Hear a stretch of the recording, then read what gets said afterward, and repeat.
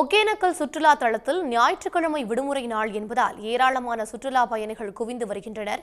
இது பற்றிய கூடுதல் தகவல்களுடன் இணைகிறார் செய்தியாளர் திருமலைவாசன். திருமலைவாசன், விவரங்கள்.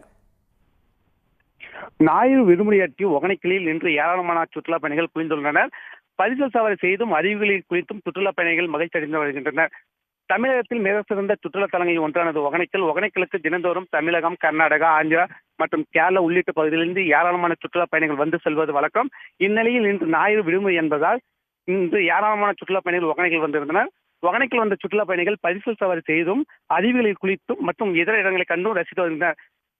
சில நாட்களாக ஒகேனக்கல் காவிரியில் நீர்வரத்து குறைந்திருந்த நிலையில் சுற்றுலா பயணிகள் வருகை குறைந்து காணப்பட்ட நிலையில் இன்று காலை நீர்வரத்து 5000 கனஅடியாக அதிகரித்ததால் ஒகேனக்கலில் உள்ள 5 அருவி, ஐவர் பனி, சினியருவி, மெயினருவி உள்ளிட்ட அருவிகளில் தண்ணீர் அற்புதத்துக் கொண்டுவரை சுற்றுலா பயணிகள் கண்டு ரசித்து வருகின்றனர்.